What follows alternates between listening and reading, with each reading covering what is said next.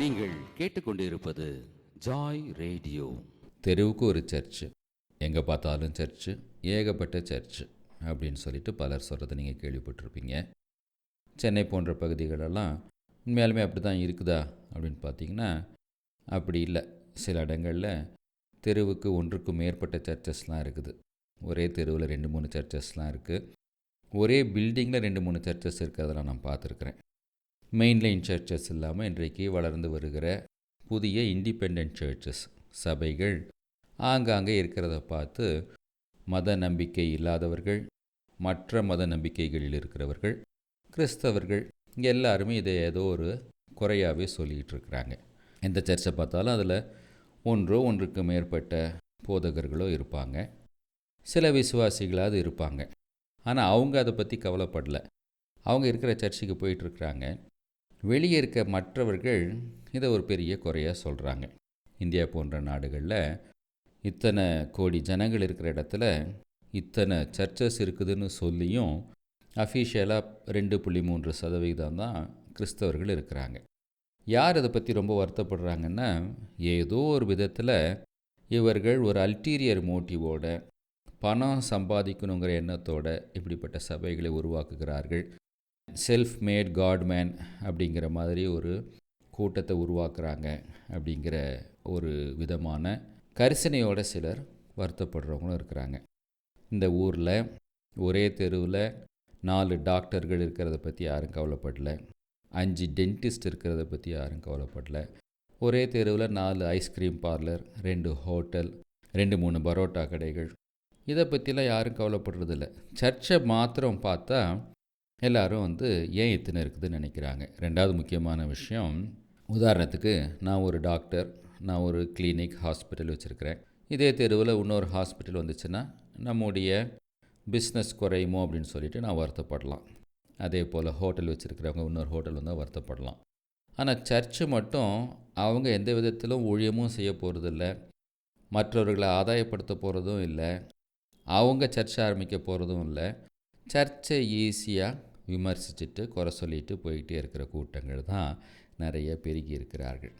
சரி, ஏன் இந்த சர்ச்சை பார்த்து ஒரு நாளும் சர்ச்சை ஆரம்பிக்கவே போகாதவர்கள், சர்ச்சுக்கே போகாதவர்கள், இவங்கெல்லாம் ஏன் கவலைப்படுறாங்கன்னா, பாஸ்டர்களுக்கெல்லாம் இது ஒரு ஈஸி மணி மேக்கிங் ஒரு பிஸ்னஸாக இருக்குது அப்படின்னு சொல்லிட்டு நினைக்கிறாங்க. ஒன்று. ரெண்டாவது, இன்னசென்ட் பீப்புளை தவறாக வழி நடத்துகிறாங்க அப்படின்னு நினைக்கிறாங்க. 3, கிறிஸ்தவர்கள் இப்படி நிறைய ஆங்காங்கே சர்ச்சஸ் வந்துச்சுன்னா நம்ம சர்ச்சுக்கு வர ஆட்கள்லாம் பக்கத்தில் இருக்க சர்ச்சுக்கு போயிடுவாங்களே அப்படின்னு சொல்லிட்டும் பயப்படுறாங்க. மொத்தத்தில் ஏதோ ஒரு விதத்தில் சர்ச்சஸ் மூலமாக ஒரு சிலராவது இருளில் வாழுகிற ஜனங்கள் ஜீவ ஒளியை கண்டு கொள்கிறார்கள். ஒரு சர்ச்சில் 4 பேர் தான் இருக்கிறாங்க அப்படின்னாலும் அவர்கள் தங்களுடைய பழைய வாழ்க்கையை விட்டு விசுவாசத்தினாலே இயேசுவை சொந்த இரட்சகராக ஏற்றுக்கொண்டு அவர்கள் ரட்சிக்கப்பட்ட நாளில் அந்த 4 பேர் மூலமாக பரலோகத்தில் 4 முறை செலிப்ரேஷன் உண்டாயிருக்கும். எப்படியாவது ஒரு சிலரையாவது ஆதாயப்படுத்த வேண்டும் என்ற நோக்கத்தோடு ஆண்டவர் இது எல்லாவற்றையும் அனுமதித்திருக்கிறார். இயேசு கிறிஸ்து கடைசியாக அந்த பூமியிலிருந்து பரலோகம் போகிறதுக்கு முன்னால், நீங்கள் பூமி எங்கும் போய் சகல சிருஷ்டிக்கும் சுவிசேஷத்தை அறிவியுங்கள் அப்படின்னு சொன்னார். சகல சிருஷ்டிகளுக்கும் நான் உங்களுக்கு என்ன போதிச்சனோ அதை அவர்களுக்கு போதியுங்க, அவர்களை சீஷராக்குங்க, ஞானஸ்நானம் கொடுங்க என்று சொல்லி. இந்த மூல உபதேசத்தில் யாருமே குறைவுள்ளவர்களாக இருக்க மாட்டாங்க. அங்கே போதிக்கப்படுகிற தேவ வார்த்தையின் மூலமாய் அவர்கள் இயேசுவை சொந்த இரட்சகராக ஏற்றுக்கொண்டு தான் இருக்கிறாங்க. அதனால் இன்னும் எத்தனை சர்ச்சைகள் வந்தாலும் சரி, இந்தியாவை சுவிசேஷமயமாக்க இது ஒரு நாளும் பத்த போகிறதில்லை. வெளிப்படுத்தின விசேஷத்தில் சொல்லியிருக்கிறது போல் சகல கோத்திரத்திலிருந்தும், பாஷைக்காரரிலிருந்தும், ஜாதியிலிருந்தும் தேவனுக்கென்று ஆட்டுக்குட்டியானவருடைய இரத்தத்தினால் தோய்த்து வெளுக்கப்பட்ட ஜனத்தை ஆண்டவர் ஆதாயப்படுத்துகிறார். இப்படிப்பட்ட சபைகள் எல்லாம் அதற்கு வழிவகுத்து கொண்டு தான் இருக்கிறது.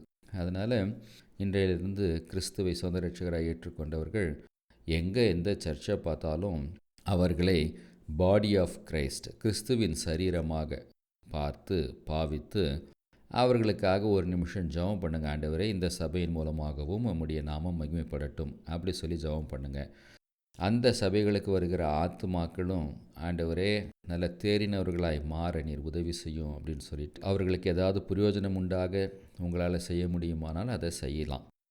அதை விட்டுட்டு நாங்கள் தான் விசேஷம், எங்களுடைய பாஸ்டர் தான் விசேஷித்த வரம் பெற்றவர், எங்களுக்கு இருக்கிற வெளிப்பாடு வேறு யாருக்கும் இல்லை, நாங்கள் தான் 1,44,000 பேர் அப்படியெல்லாம் சொல்லாமல், எங்கே பாடி ஆஃப் கிரைஸ்ட் இருந்தாலும் அவர்களை நீங்கள் கிறிஸ்துவின் சரீரமாக பாவித்து, ஒருவேளை ஏதோ ஒரு விதத்தில் இந்த பூமியில் கடைசி நாட்களில் அவர்களெல்லாம் நமக்கு உதவியாக இருப்பாங்க, அல்லது பரலோகத்தில் அவங்கள பார்க்கும்போது திரும்பிக்கிட்டு போக முடியாது அப்படிங்கிற உணர்வோட கிறிஸ்தவ சபைகளையும் சகோதர சகோதரிகளையும் அப்படி பார்க்குற ஒரு பார்வையை நம்ம வளர்த்து கொள்ளும்போது இந்த சபைக்குள்ளே ஒரு ஒருமனப்பாடு வரும். அது மாத்திரமல்ல, பெரியவர் உயர்ந்தவர் தாழ்ந்தவர் சபை பாகுபாடுகள் இல்லாமல் எல்லாம் ஒன்றாய் சேர்ந்து கர்த்தருடைய ராஜ்யத்தை கட்ட முடியும்.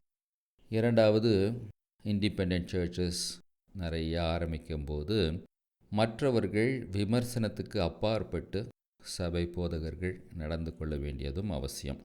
வெளியே ஊழியர்களை பற்றி சொல்லப்படுகிற அந்த விமர்சனங்கள், கருத்துக்கள், இதற்கெல்லாம் அப்பாற்பட்டு கர்த்தரை நம்பி நம்மால் ஊழியம் செய்ய முடியுமா என்று சொல்லி சீர்தூக்கி பாருங்கள்.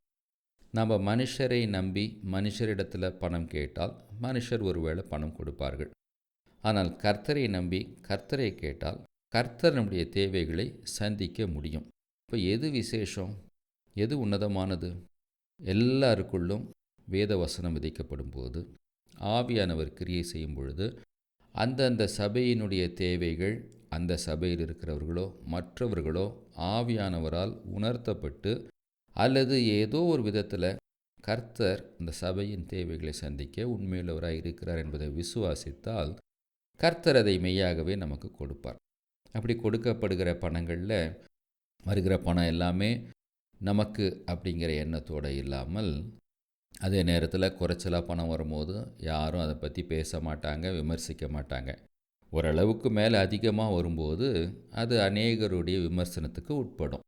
அப்போது ஓரளவுக்கு மேலே அதிகமாக வரும்பொழுது ஒரு கமிட்டியை ஃபார்ம் பண்ணி ஒரு சேலரியை ஃபிக்ஸ் பண்ணிவிட்டு, வருகிற பணத்தில் இந்த சேலரியை போக மீதி எதையும் நான் என்னுடைய பர்சனல் விஷயத்துக்காக தொட மாட்டேன், குடும்பத்திற்காக எடுக்க மாட்டேன், சபையினுடைய ஊழியத்தினுடைய விரிவாக்கத்திற்கு அது பயன்படுத்தப்படும் என்ற உணர்வோடு ஒரு ஃபிக்ஸ்டு பிளானோட ஒரு கமிட்டியோட அந்த சர்ச் நடக்குமானால் இந்த விமர்சனங்கள் எல்லாம் நம்ம மேலே வராமல் இருக்கும்.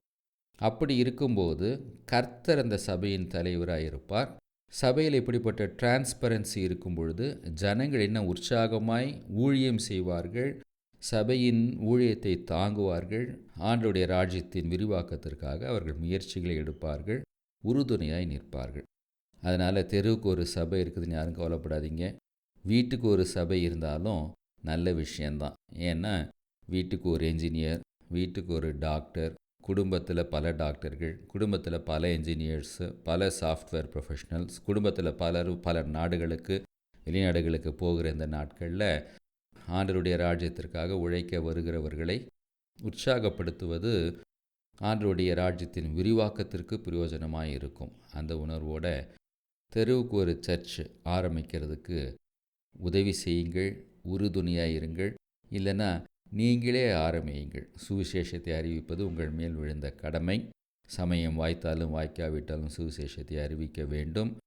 உலகமெங்கும் போய் சர்வ சிருஷ்டிக்கும் தேவனை நீங்கள் பிரசங்கிக்க வேண்டும். இயேசு சொல்லிக் கொடுத்தவைகளை அவர்கள் கை கொள்ளும்படியாக போதிக்க வேண்டும்.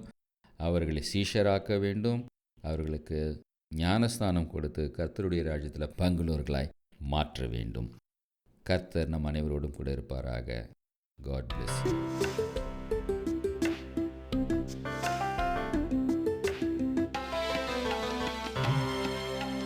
நீங்கள் கேட்டுக்கொண்டிருப்பது ஜாய் ரேடியோ.